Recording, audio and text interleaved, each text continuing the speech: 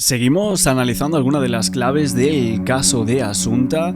Es cierto que para muchos creéis que no había pruebas concretas en torno a los padres, creéis que puede haber alguna verdad bastante más grande detrás, pero es cierto que los padres fueron condenados, uno de ellos falleció en la cárcel y la prueba indiciaria para los investigadores era muy clara. Es verdad que después de toda la ausencia que había de pruebas directas contra Alfonso Basterra por el delito de asesinato en contra de su hija, es cierto que sí que había prueba indiciaria, estos requisitos que querían para fundamentar la sentencia en base al llamado caso Asunta, del cual estamos hablando estos días y que vamos a sacar diferentes teorías, ¿no?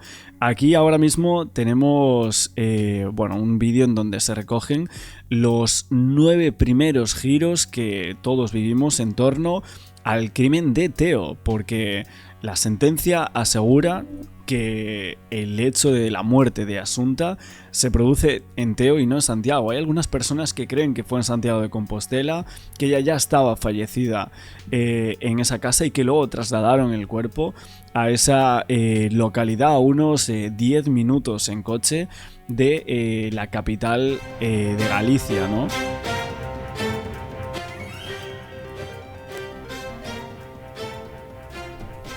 Una niña de 12 años ha sido encontrada muerta con signos de violencia en este camino del municipio coruñés de Teo, próximo a Santiago de Compostela. Según las primeras investigaciones, se descarta el móvil sexual. El cadáver fue encontrado por una pareja que paseaba por la zona. Los padres... Bueno, primera noticia, ya se descartaba la motivación sexual. No sé de qué manera lo descartaban, habiendo ciertas manchas en la camiseta de la niña con la cual fue encontrada, pero... Habían denunciado anoche mismo la desaparición. La niña era adoptada y de origen chino, según el entorno familiar. El cuerpo presentaba varios golpes en la cabeza. ¿Qué más datos maneja la policía? Pues los resultados de la autopsia descartan que la niña fuera agredida sexualmente, pero parece que la golpearon en la cabeza y que pudo ser asfixiada. Además, tenía señales de haber sido maniatada. Las primeras investigaciones indican que el lugar donde se encontró el cuerpo no fue donde la mataron, sino que fue trasladada allí posteriormente. Según el delegado del gobierno, incluso parece que la dejaron en un lugar donde pudiera ser localizada con facilidad. Por ahora se sigue trabajando con varias hipótesis. Cuéntanos el porqué de su imputación, de qué se le acusa al padre de la pequeña Asunta. Pues está imputado, igual que su exmujer, por un delito de homicidio. La detención se produjo al acabar el registro de esta casa familiar de Teo, donde los investigadores han estado trabajando durante más de 7 horas. Los padres de la niña han estado presentes y después han sido trasladados al cuartel de la Guardia Civil de A Coruña, donde pasarán la noche. Mañana se producirán más registros en otras propiedades, pero no se espera que presten declaración ante el juez. Parece que se va a agotar el plazo de 72 horas desde su detención. Así. A ver, en torno a Alfonso Basterra, es cierto que lo que intentaron demostrar en el juicio es que él iba en la parte de atrás del coche, el que había trasladado su mujer, Rosario Porto, a su hija Asunta Basterra, ¿no? El jurado consideró demostrado por la simple falsedad del testimonio de Alfonso Basterra, que declaraba que esa tarde estuvo en su propia casa, mientras que 2 testigos lo situaban en la calle con su hija, ¿no? El jurado entonces ahí argumentó que Alfonso debía ir en la parte de atrás del vehículo y que la cámara de seguridad de la gasolinera no lo capta por esto mismo, ¿no? Porque él iba detrás y los cristales pues estaban tintados. Es una argumentación dudosa que luego fue corregida por el Tribunal Superior de Justicia de Galicia en el recurso de apelación presentado por los acusados, y este tribunal declaró como no probada la presencia de Alfonso en la casa familiar en el momento de los hechos, por lo cual solo se podía situar a Rosario Porto en Montouto, donde la sentencia asegura que se produce la muerte justo en la habitación de arriba, donde estaba el peluche ese, ¿no? Con forma de cocodrilo, ¿no? Si mal no recuerdo. Pero claro, el tribunal entiende correctamente que Alfonso era culpable del mismo delito por ser la ejecución de la muerte parte de un plan conjunto preconcebido entre los 2 padres, es decir, que ambos dos, en plano de igualdad, tuvieron el pleno dominio funcional del hecho, por lo que ambos acusados debían soportar la misma pena, aunque no se pudiera demostrar que Alfonso colaboró en la acción concreta de la muerte. Bueno, de esta forma, el Tribunal Supremo después confirmó la sentencia de 18 años de prisión para cada uno de los dos padres, una pena que se debía a que el crimen sucedió antes de la reforma del Código Penal de 2015, o sea, fue muy cercano. De hecho, se llegó a pedir una pena mucho más alta para los dos padres. Gritos de asesina salía del registro policial de su propia casa Rosario, la madre de la pequeña Asunta. Han sido más de 3 horas de inspección. Los investigadores creen ya tener casi todos los cabos atados del crimen. Los dos detenidos, padre y madre, participaron por igual en el asesinato de su hija. Sedaron y asfixiaron a la pequeña y después se deshicieron del cuerpo. Bueno, pues esto es los giros que había habido en los medios de comunicación. Vamos a ver ahora más cosas. Un programa que destacaba por aquí algunas entrevistas al abuelo y demás. Queríamos ir repasando un poco todo esto y la prueba indiciaria, lo que salió en la sentencia y también esa confirmación de la misma después de un tiempo. Luego también quería hablar de los fantasmas del caso Asunta, porque esto fue varios artículos que salieron al inicio del caso, o sea, a unos meses de que se había producido la muerte, y bueno, se hablaba ahí a nivel psicológico de unos síndromes que supuestamente padecía Rosario Porto, pero creo que todo esto también debería ser el psicoterapeuta, ¿no? que la atendía a ella, quien pudiese determinar esto. O sea, si realmente analizando esta información de los fantasmas que tenían los dos padres en torno a su hija, podrían llegar a ser ciertos o no, ¿no? Y esto creo que nunca llegó a decirlo. Pero bueno, ahora vamos a ver esto porque me parece también importante y aparte salió en los primeros instantes del caso. A coñecer os seus orices, o seu país de orixe, a cultura de orixe e a lingua, incluso a Asunta dende os 4 anos estamos tratando de que estudie chino. Brillante, inteligente, responsable, aplicada, puntual, educada, son las cualidades que desde niña mejor definían a Asunta a ojos de aquellos que formaron parte de su entorno. Era unha alumna excelente, pero non solamente porque era brillante intelectualmente, sino porque era unha alumna, digamos, moi participativa, moi aberta. Muy querida, muy querida. Una niña de las típicas que luego podrían ser grandes artistas, o sea, que podrían ser pues una grandísima pianista o cualquier cosa que en el campo de la música se propusiera, ¿no? Asunta la conocíamos, era una niña, una dulzura de niña, la verdad se ha dicho. Y claro que afecta, sobre todo cuando tienes una niña biológica que tenía trato con ella y tienes una niña adoptada y empieza a preguntar por los medios de comunicación. ¿Cómo le puedes decir que tu propia madre mató a su propia hija? Asunta era una niña con altas capacidades intelectuales. Su facilidad para aprender idiomas era una de sus cualidades más sorprendentes. Claro, es tremendo, eso nunca lo había pensado. O sea, realmente la madre de Asunta, ¿qué piensa de este caso? O sea, no se sabe absolutamente nada de esto. Imaginaos dar en adopción a una niña y que luego el caso sea famoso como ha sucedido aquí. La verdad que nunca me había parado a pensar en eso, ni siquiera si en algún momento llegaron a poder contactar con esa persona o algo así, pero bueno, tiene que ser terrible también para alguien que da en adopción, que justamente se sepa que han cometido un crimen las propias personas que han adoptado a esa niña. Es tremendo, la verdad. Con solo 11 años, Asunta fue capaz de escribir un blog en inglés. Un blog que hoy cobra especial relevancia y que los investigadores analizan por si pudiera aportar pistas sobre su muerte. La única historia que narra Asunta es esta. Primero contaremos la historia del Parque de la Alameda. Érase una vez una familia feliz. Una mujer, un hombre y un hijo. Un día, la mujer fue asesinada. El hombre quiso tomar represalias sobre la persona que mató a su mujer, Ana, pero él también murió, porque intentó tomar represalias, pero el hombre malo mató a John, el marido.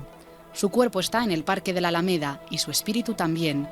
Él espera que el espíritu de su mujer venga. Todos los días él se sienta en los bancos. El cuerpo y el espíritu de su mujer están en el Parque de Belvis.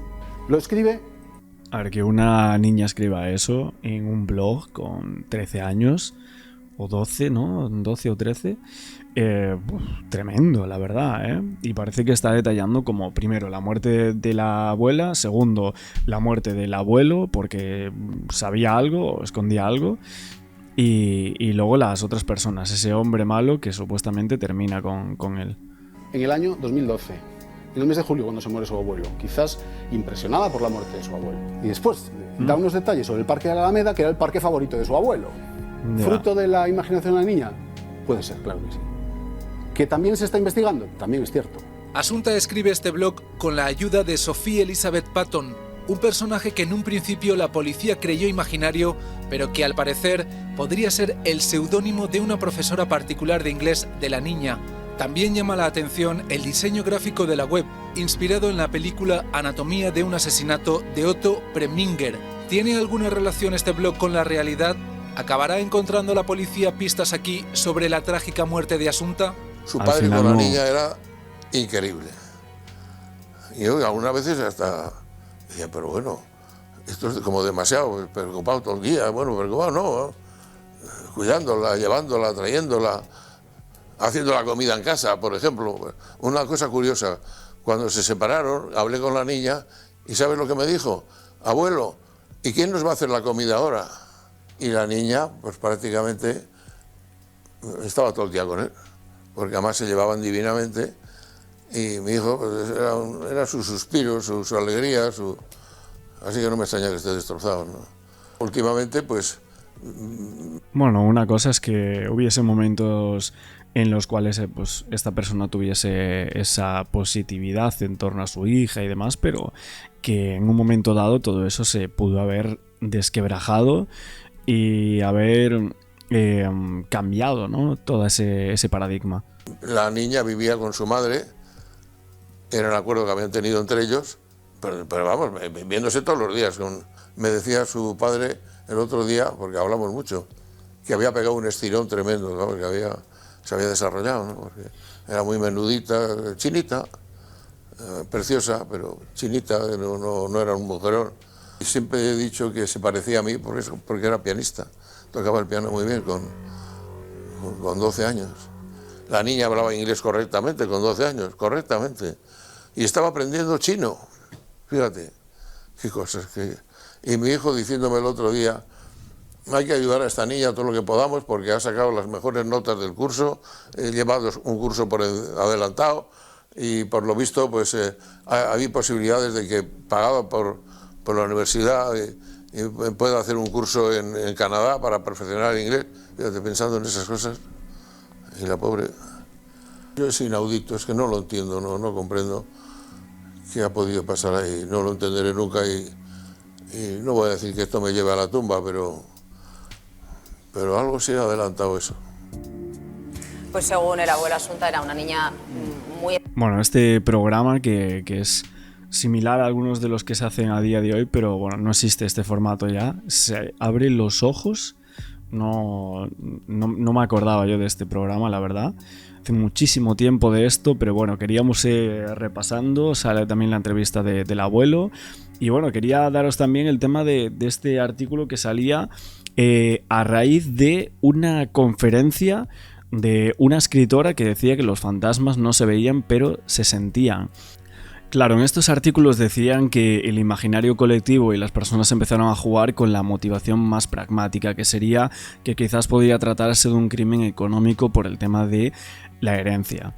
Y de alguna manera esto sí situaría la brutal muerte de Asunta en un ámbito racional en el que la mayoría de personas se moverían en torno a un crimen, ¿no? Hechos constatables, planificación, datos sobre problemas económicos que se podían traducir en números. Todo se situaba en el orden de lo que algunos psicólogos denominaban neurótico, ¿no? Y se movía en ese terreno. Lo que pasa es que había cosas que no se entendían. Esa posible paranoia, que poco a poco parecía que la mezquina hipótesis monetaria se derrumbaba, y con todo esto obedecía a causas analizables, como el terreno de lo psicótico, de las cuestiones que iban un poquito más allá de los hechos y la forma de ver el mundo que podíamos entender absolutamente todos. Y quizás en este caso era así, en el de si los padres de Asunta eran unos asesinos, probablemente en el futuro podríamos hablar de paranoia, de visiones extrañas, de mentes cuya racionalidad se derrumbaba, de separar dos hipótesis que no era nada fácil, porque demencia y cordura son dos países limítrofes de fronteras sutiles y a veces no era nada fácil saber si nos encontrábamos en uno u en otro. Hablaban aquí del blog de Asunta, de que a pesar de su corta edad, hablaba en él de crímenes inexplicables, de familias felices que veían cómo se derrumbaba su mundo y de fantasmas que ella podía ayudar a ahuyentar, una niña que había visto cómo su idílico mundo se venía abajo, la familia modelo que la había dotado parecía hundirse, sus abuelos habían fallecido repentinamente, sus padres acababan de divorciar y su madre había abandonado su exitosa vida laboral y llevaba tiempo padeciendo problemas psiquiátricos. Vivía con una mamá que hablaba de una persona que vestía de negro y entraba a la casa, paseaba por Santiago con su papá, parando a veces a comprar medicación de la mujer de la que estaba divorciado y con la que luego supuestamente asesinaría a su hija. Y aquí en estos blogs se hablaba de el síndrome de Medea, o sea, de los padres que asesinan a sus propios hijos como medio de venganza contra su pareja o contra el mundo. Y que, vamos, esto provenía de una acumulación de ira y de frustraciones que hacían entrar a las personas en un terreno psicótico. Que si este fuese el caso, sería el más habitual en los casos de infanticidio cometido por progenitores. Estaríamos hablando de miedo paranoico hacia un hijo que la persona siente que le va a eclipsar, de visiones que le aterrorizan a quienes las padece, de noches sin dormir pensando que el hijo ha sustituido por una especie de demonio incluso, y una persona en este estado y otra que comparte su desequilibrio o la apoya por miedo, son una combinación incomprensible desde fuera, pero que este tipo de cosas suceden y están escritas. De hecho, hablan de una película de Woody Allen donde se dice una cosa que era que un psicótico es una persona que cree que 2 y 2 son 5, un neurótico es alguien que sabe que son 4 pero no le gusta. Bueno, por dar aquí una explicación a este relato para entender un poco por dónde van los tiros de este psicoterapeuta y escritor que hablaba de esto. Y decía, por último, que se deberían admitir que suceden cosas terribles causadas por mentes psicóticas que somos incapaces de comprender y que el anhelo por analizar todo desde un punto de vista neurótico, lógico, es muy humano, pero que nuestra mente es muy vulnerable cuando no admite que hay mentes que no comprendemos. Quizás no comprendemos este crimen por esto mismo. Bueno, yo lo dejo ahí. Quería también rescatar este escrito de esta persona. Se llama Luis Muiño, por si lo queréis echar un vistazo. Y bueno, la verdad que me pareció llamativo cuanto menos este escrito de muchas cosas que no entendemos del caso de Asunta. Muy especial y tenía una relación muy especial con su padre, ¿no? Desde luego es una niña privilegiada, es una niña, en fin, más madura de lo habitual, con una capacidad intelectual superior, con una destreza y con unas habilidades impresionantes. Una niña para enamorarse de ella. Cualquier papá estaría encantadísimo. Como doctor, lo que escribe en su blog. Impresionado, yo no le daría tanta importancia relacionado con el hecho criminal, ¿no? Yo creo que es una anécdota más que otra cosa. Ahora es curioso, hay que prestarle atención. La forma en que lo expresa, el tiempo en que lo hace y los dibujos que añade. También está siendo ayudada por una profesora, ¿no? De inglés. Entonces esto habría que valorarlo. Es curioso. Pero sí que es verdad que en ese relato que ella hace, que era un ejercicio con su profesora, ese relato lo hace al poco, nada más morir su abuelo con el que tiene una relación súper especial, que luego pasa a ser el padre. Y es verdad que esa secuencia que explica de un hombre malo que mata a la pareja, al abuelo y a la abuela, y que luego los fantasmas del abuelo la visitan ese parque de la Alameda al que ella sigue yendo después sola a recordar a su abuelo y que sigue hablando con él, con el espíritu de su abuelo, que para ella es el hombre bueno. Hay quien ha querido ver allí, bueno, pues muchas cosas, la verdad. Yo solamente vería lo que hay que ver. Doctor Cabrera, ¿qué ve usted? No lo veo claro. Yo al blog no le daría demasiada importancia. Es una ¿Pero niña... te ha sorprendido Cabrera el blog? No, para nada. ¿Nada? Lo que sí sé... 12 años tenía, ¿eh? Pregunto, Cabrera, pregunto. No, y yo te respondo. Quiero decir que es que Es que esto parece más bien para una novela. Para una novela este blog sería ideal. Si yo fuera Agatha Christie, de este blog sacaría la novela entera.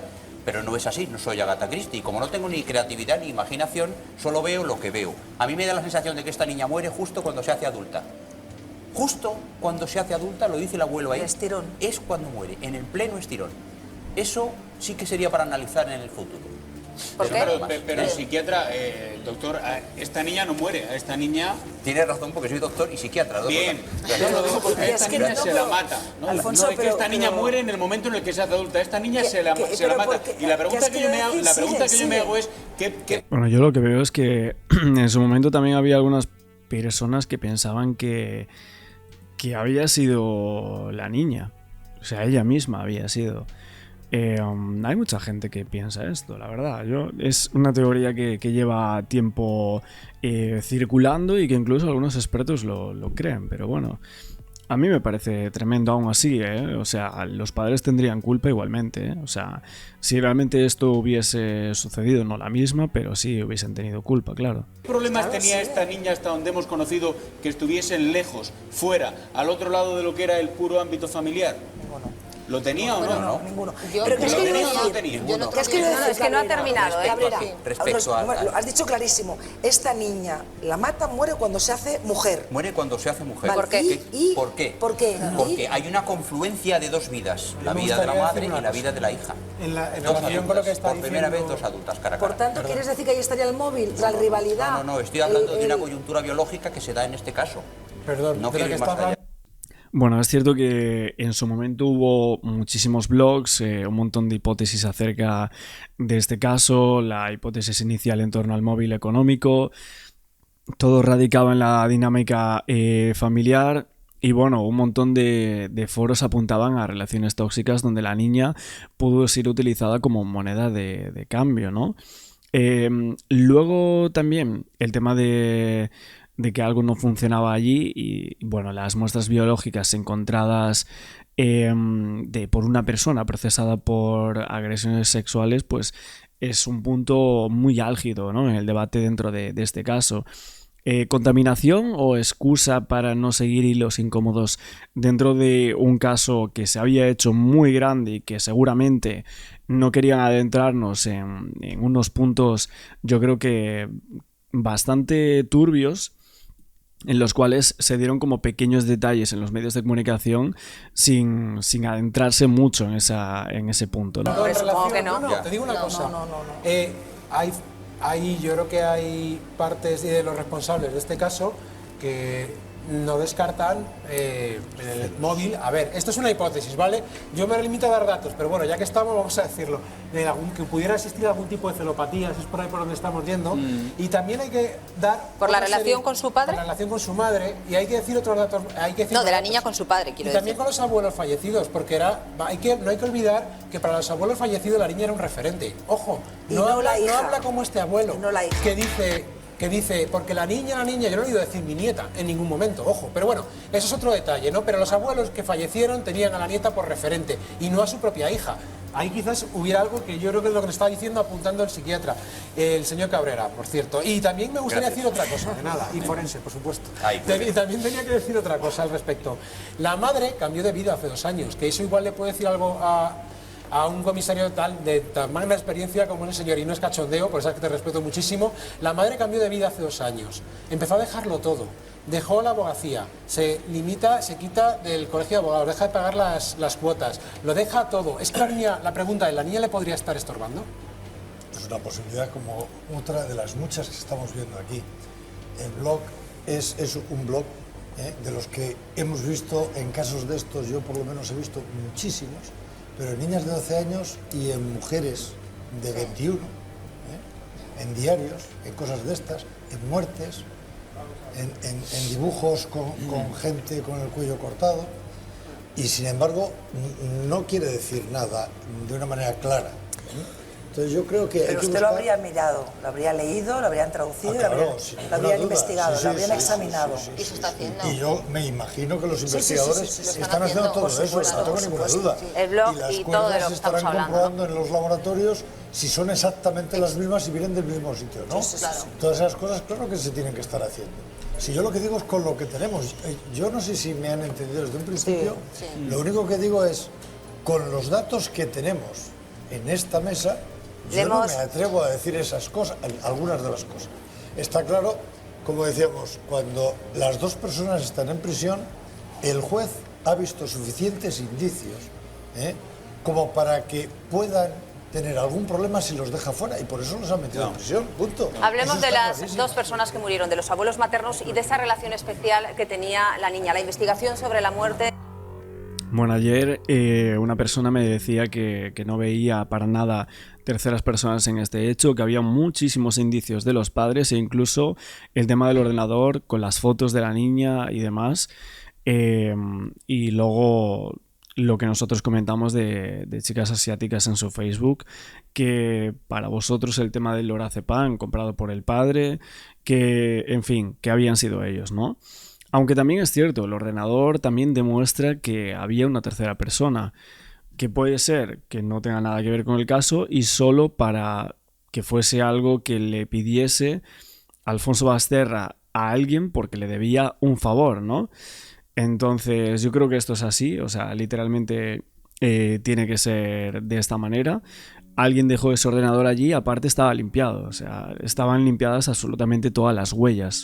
De Asunta ha hecho recordar a muchos el repentino fallecimiento de sus abuelos maternos en un corto espacio de tiempo. ¿Cómo murieron?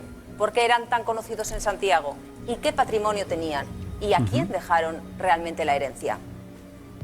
Aparentemente, los abuelos de Asunta Basterra mueren de forma natural. Primero fallece Socorro Ortega, el 11 de diciembre de 2011, a las 10 menos 20 de la mañana, según figura en la página del Registro Civil donde se inscriben las defunciones. La prensa local se hace eco de su inesperada muerte. Pesar por el fallecimiento de la experta en arte Socorro Ortega. Ayer falleció repentinamente en su domicilio de Santiago. 7 meses después muere Francisco Porto, también en su casa, a las 10 en punto. No estaban enfermos, nadie esperaba su fallecimiento, no se les practicó autopsia, los dos fueron incinerados. Todas las alarmas saltan cuando el jueves una mujer que se identifica como prima de Francisco Porto dice esto delante de las cámaras. Su padre murió de un día para otro, estaba bien, apareció muerto. ¿Quién lo mató? Ella. Esta mujer mató a su hija, no. Su padre no se levantó de la cama, fue para la cama y no se levantó. Y estaba bien, yo anduve el día anterior con él. ¿Vale? Y estaba bien. Y no se levantó de la cama, apareció muerto. ¿Por qué? Acusa directamente a Rosario de la muerte de... La verdad que brutal, es que este caso tiene de todo, ¿eh? O sea, familiares fallecidos un año antes de la muerte de Asunta, una niña china adoptada, en Santiago de Compostela, en la capital gallega. La verdad que muchísimas cosas, ¿eh? Luego, bueno, obviamente el tema de esas muestras biológicas, el esperma encontrado en la camiseta, si fue por contaminación o no quisieron ir por algunos hilos que podrían llegar a continuar y resultar muy incómodos. Y la verdad que luego también para muchos, lo que me decíais ayer, que yo siempre leo absolutamente todos vuestros comentarios, que pensáis que no fueron ellos. O sea, hay gente que sigue creyendo que no fueron los padres, que no habría pruebas tangibles contra ellos, que habría solo suposiciones y que el juez Daín, que se lo montó muy bien antes del juicio, hizo que la gente ya los considerara culpables, que tenía ya el trabajo hecho, ¿no? Que les pareció que eran ellos, los investigadores así lo creyeron y que dejaron otras líneas de investigación al aire, ¿no? Que, bueno, esto es un poco alguna opinión de alguna gente. Luego es cierto que la gran mayoría sí cree que fueron los padres, ojo, sus propios padres y también del asesinato de su hija. El móvil sería el dinero. Por la herencia, todo. Nada, por la herencia. Francisco Porto es uno de los abogados más reputados en Santiago, con despacho en el centro de la ciudad. Por la Socorro Ortega, todo, ¿no? la que en Santiago todos conocen como Curro, es una brillante profesora universitaria, miembro de la Real Academia Gallega de Bellas Artes. Paco Porto, durante 25 años fue cónsul honorario de Francia en Santiago. Entonces, cualquier acto que tuviera que ver con Francia, sobre todo la promoción del Camino de Santiago, nosotros recibimos muchos peregrinos franceses, pues acababan haciendo un poco de asesores, de mediadores con Francia, también en labores comerciales. Francisco y Socorro tenían un importante patrimonio, 2 céntricos pisos en Santiago, en la calle Doutor Teixeiro y General Pardiñas. También la casa de campo de Montouto, en el municipio de Teo, a escasos kilómetros de donde se halló el cadáver de la pequeña, y 2 viviendas más en Vilagarcía de Arousa. Según publican varios diarios gallegos, Asunta, su única nieta, podría haber recibido varias propiedades y dinero de sus abuelos, unos bienes que tanto Rosario Porto como Alfonso Basterra, sus padres, al parecer necesitaban más que nunca. Se baraja el asunto económico que Asunta hubiera recibido algunos bienes en vida. Se baraja un tema de celo de la madre. Nos han confirmado que la madre está en tratamiento psiquiátrico y esto tenemos que barajarlo. En caso de fallecimiento de la nieta, lo cierto es que pasa a los padres. La Guardia Civil no se plantea ahora investigar la muerte de los abuelos de Asunta. No hay indicios de asesinato. El hecho de que los abuelos estén incinerados cierra cualquier posibilidad de investigar cómo murieron. Claro. Cualquiera. No me parece tan extraño que 2 personas de una edad tan avanzada mueran en un periodo de 7 meses. ¿Podría la Guardia Civil abrir...? Bueno, pues 13 años después seguimos preguntándonos todo esto que se exponía aquí. Todas estas hipótesis yo lo veo en cada uno de nuestros vídeos que estamos haciendo de este caso nuevamente. Y bueno, la verdad que mucha gente veo que tenéis un montón de dudas acerca de este caso. Así que bueno, seguiremos exponiendo algunos nuevos detalles y recordando el caso de la pequeña Asunta, que descanse en paz, pero que la verdad genera un montón de incertidumbre acerca de muchos aspectos. Como siempre, no olvidéis el like, suscribiros al canal con la campana, hypear el vídeo para que ayude a posicionarlo un poquito más y nos vemos en próximos relatos.